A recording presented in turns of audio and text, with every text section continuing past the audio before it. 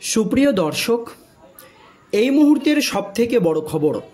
দর্শক, এবার সুপ্রিম কোর্টে মহা বিপদে। আরজিকর কাণ্ডে রাজ্য সরকারের হয়ে লড়া সুপ্রিম কোর্টের বর্ষিয়ান আইনজীবী কপিল সিব্বল। এবার কপিল সিব্বলের শেষ দেখেই ছাড়লেন জুনিয়র ডাক্তারেরা এবং একেবারে কপিল সিব্বলের এবার পর্দা ফাঁস করে ছাড়লেন রাজ্যের জুনিয়র চিকিৎসকরা। আর তার পরপরই একেবারে কঠোর পদক্ষেপ এবং রাষ্ট্রপতির দ্বারস্থ এবং সুপ্রিম কোর্টের প্রধান বিচারপতি DY চন্দ্রচূড়কে চিঠি।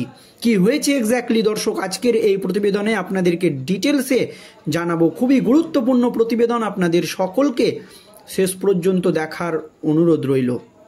দর্শক, আপনারা সকলেই জানেন আরজিকর কাণ্ডের শুনানির দিন অর্থাৎ দ্বিতীয় শুনানির দিন রাজ্যের আইনজীবী কপিল সিব্বল প্রথমেই একটি রিপোর্ট পেশ করেন এবং সেই রিপোর্টে কপিল সিব্বল দাবি করেন যে জুনিয়র চিকিৎসকরা কাজে যোগ না দেওয়ার জন্য রাজ্যের 23 জন নাগরিকের মৃত্যু হয়েছে এবং 7 লাখ লোক চিকিৎসা পায়নি বলে হয়রানি হয়েছে।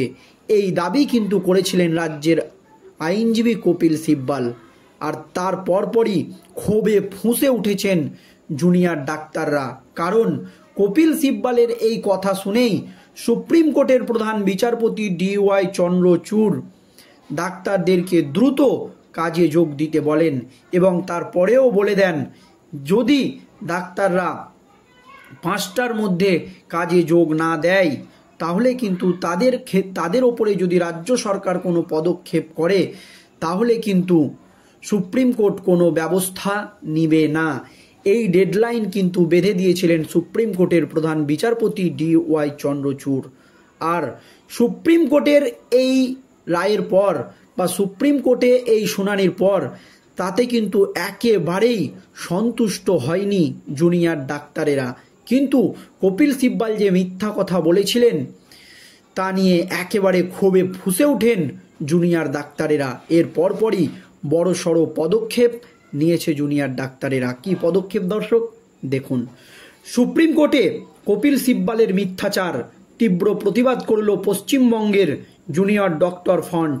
সোমবার রাতে 3 পাতার একটি প্রেস রিলিজে বলা হয়েছে, আজকের সুপ্রিম কোর্টের শুনানির পর আমরা গভীরভাবে হতাশ এবং ক্ষুব্ধ।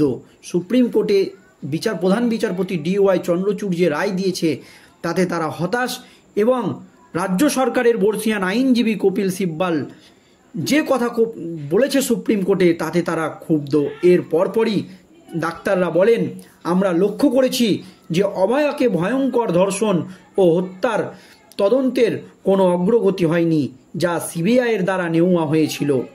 হাইকোর্ট থেকে সুপ্রিম কোর্ট এবং কলকাতা পুলিশ থেকে CBI পর্যন্ত তদন্ত হস্তান্তর করা হয়েছে, তবুও ন্যায় বিচার অনেক দূরে। তদুপরি আমরা রাজ্য সরকার এবং তার আইনজীবী কপিল সিব্বলকে যে কোনো উপায়ে আমাদের আন্দোলনকে থামাতে এবং অপদস্থ করার জন্য একটি লজ্জাজনক ভূমিকা পালন করতে দেখেছি। ডাক্তাররা পরিষ্কার বলেন, রাজ্যের আইনজীবী কপিল সিব্বলকে তাদের আন্দোলনকে থামিয়ে দিতে একটি লজ্জাজনক ভূমিকা সুপ্রিম কোর্টে পালন করেছেন কপিল সিব্বল। তাদের দাবি, জুনিয়র চিকিৎসকদের ধর্মঘটের কারণে মানুষ মারা যাচ্ছে এবং রোগী সেবা অব্যাহত হচ্ছে।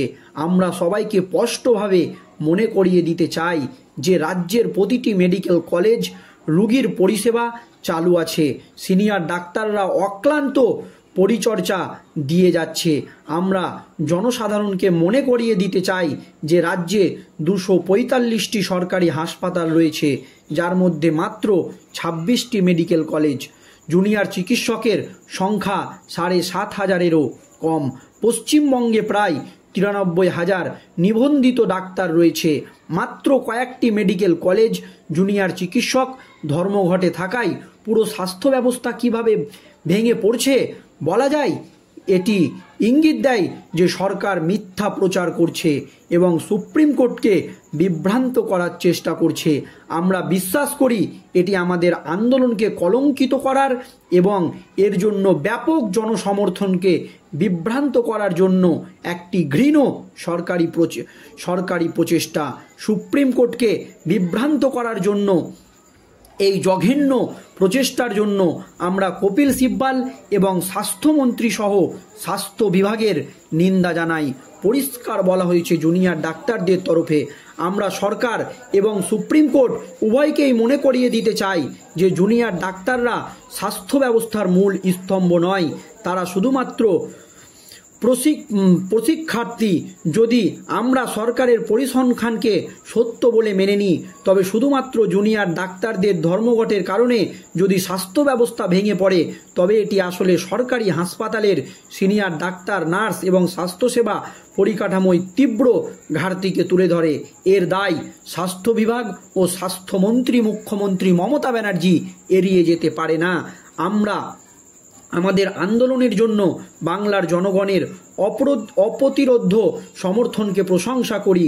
তাদের রাতের প্রতিবাদ এবং রাস্তায় গড়ে ওঠা মানববন্ধনের বিপরীতে আমরা নৈহাটি থেকে বারাসাত এবং মাথাভাঙা থেকে কাঁচরাপাড়া পর্যন্ত সাধারণ জনগণের ওপর শাসক দলের গুন্ডা ও পুলিশের হামলার তীব্র নিন্দা জানাই। আমাদের আন্দোলন একটি ব্যাপক আন্দোলন, জনগণের আন্দোলন। সরকার বা সুপ্রিম কোর্ট এটা ভুলে যাওয়া উচিত নয়। আমরা সাধারণত জনগণের ওপর হামলাকে আমাদের ওপর আক্রমণ হিসাবে দেখি এবং আমরা এই ঘটনার সাথে জড়িত সকলের অবিলম্বে শাস্তির দাবি করছি। পাশাপাশি এটাও জানানো হয়েছে যে ন্যায় বিচার না হওয়া পর্যন্ত এবং ধামাচাপা দেওয়ার জন্য দায়ীদের শাস্তি না হওয়া পর্যন্ত জাস্টিস ফর আরজিকর আন্দোলন চলবে।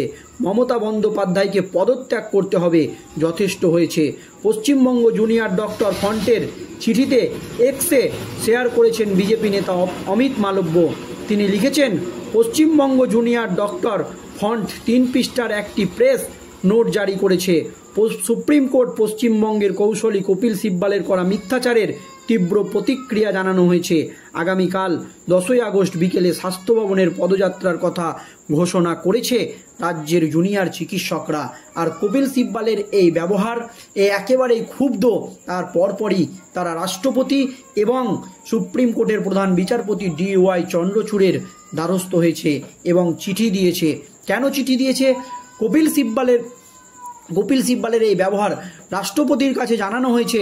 রাজ্য সরকার যদি তাদের বিরুদ্ধে কোনো কঠোর পদক্ষেপ নেয় বা জুনিয়র চিকিৎসকদের বিরুদ্ধে কোনো কঠোর পদক্ষেপ নেয়, তাহলে যাতে রাষ্ট্রপতি হস্তক্ষেপ করে, এই দাবি করা হয়েছে।